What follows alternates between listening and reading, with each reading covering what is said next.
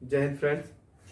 मौर्योत्तर काल में एक जो सबसे महत्वपूर्ण घटना हुई थी वो ये कि जो बैक्ट्रिया के यमन है, बैक्ट्रिया अफगानिस्तान के क्षेत्र को बोलते हैं, उनके वहाँ के जो यमन है उन्होंने भारत पर आक्रमण किया था।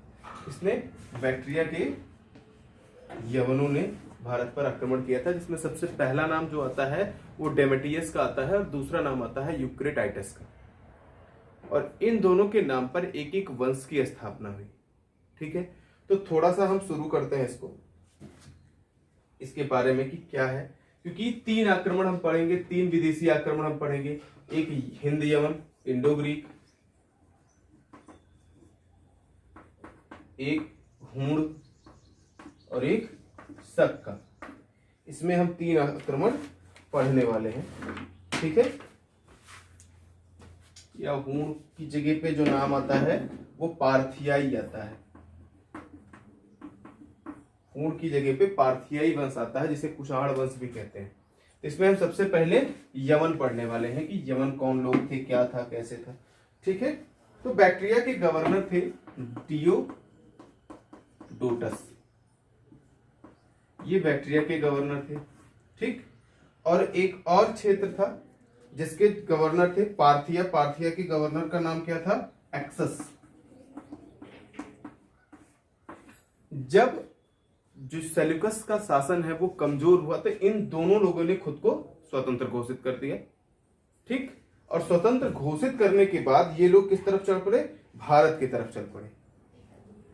तो जिसमें सबसे पहले बैक्ट्रिया का शासक कौन था? डियोडोटस। इसने भारत पर आक्रमण किया। तो हम पहले ऐसे देखते हैं, पहला किसने आक्रमण किया? डियोडोटस ने। एक मिनट, यहाँ पे थोड़ी सी गलती हुई है, हम उसको देखते हैं। ठीक, जो भारत पर आक्रमण, चूंकि हम भारत पर आक्रमण पढ़ रहे हैं तो हम वही पढ़ेंगे। आक्रमण देखते हैं। सबसे पहले किसने किया? डेमेटियस ने। सबसे पहला आक्रमण जो यमन आक्रमण हुआ, तो इंडो ग्रीक में सबसे पहला आक्रमण किसने किया था? डेमेटियस ने भारत पर आक्रमण किया था। और जो दूसरा आक्रमण किया था वो यूक्रेटाइटस ने। अब दोनों में रिलेशन है, कैसे है ये देखेंगे, हम समझेंगे। डेमेट्रियस भारत आया, भारत के पंजाब के क्षेत्र को इसने जीत लिया और अपनी राजधानी कौन सी बनाई? पंजाब क्षेत्र जीता। 183 ईसा पूर्व के आसपास, 180 ईसा पूर्व लिख लेते हैं, 180 ईसा पूर्व के आसपास पंजाब के क्षेत्र को जीता। राजधानी क्या बनाया? साकल। अब चूंकि ये आया कहां से? बैक्ट्रिया से। वहां से आने लगा जब इस तरफ, तो हुआ ये कि जब इसने यहां पर युद्ध किया तो यूक्रेटाइटस ने समय देखकर इससे जो बाकी का क्षेत्र है वो इससे हथिया लिया। और हथियाने के बाद इसने कुछ क्षेत्र जीते और तक्षशिला को अपनी राजधानी बनाई। तक्षशिला को अपनी राजधानी बनाई।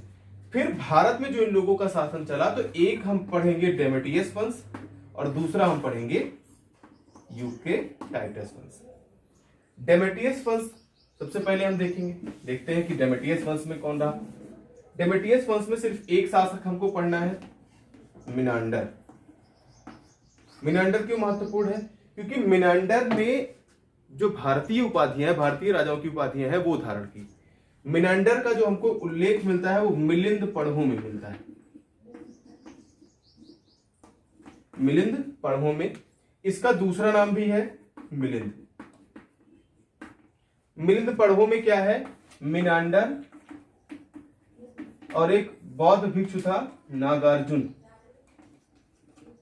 एक बौद्ध भिक्षु था जिसका नाम क्या था? नागार्जुन या नागसेन। सॉरी, नागार्जुन नहीं, नागसेन मिलता है। एक बौद्ध भिक्षु है जिसका नाम नागसेन है। इनके दोनों के बीच के कुछ वार्तालाप है जो इसमें मिलिंद पढ़ों में लिखे गए हैं। और जिसके बाद जो मिनांडर है उसने बौद्ध धर्म ग्रहण कर लिया था। तो मिनांडर के बारे में सिर्फ यही पूछा जाता है कि मिलिंद पढ़ों में किस राजा का उल्लेख है? मिनांडर का उल्लेख है। अगला जो है वो यूक्रेटाइटस वंश। इसके बाद जो आएगा वो कौन सा? यूक्रेटाइटस वंश।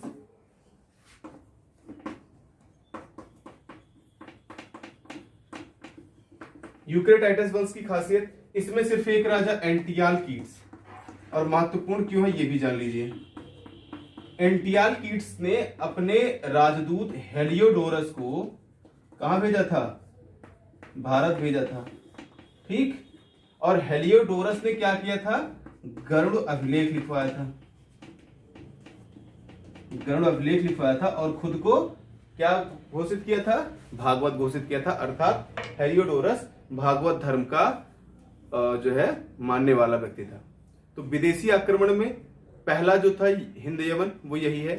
हिंद यवन के बारे में एक महत्वपूर्ण चीज है, एक सबसे महत्वपूर्ण काम जो इन्होंने किया है हिंद यवन ने, कि भारत में सबसे शुद्ध या भारत में जो सोने के सिक्के हैं, सबसे शुद्ध और सोने के सिक्के विशेषता पहली बार चलवाए थे। किसने? हिंद यवन ने।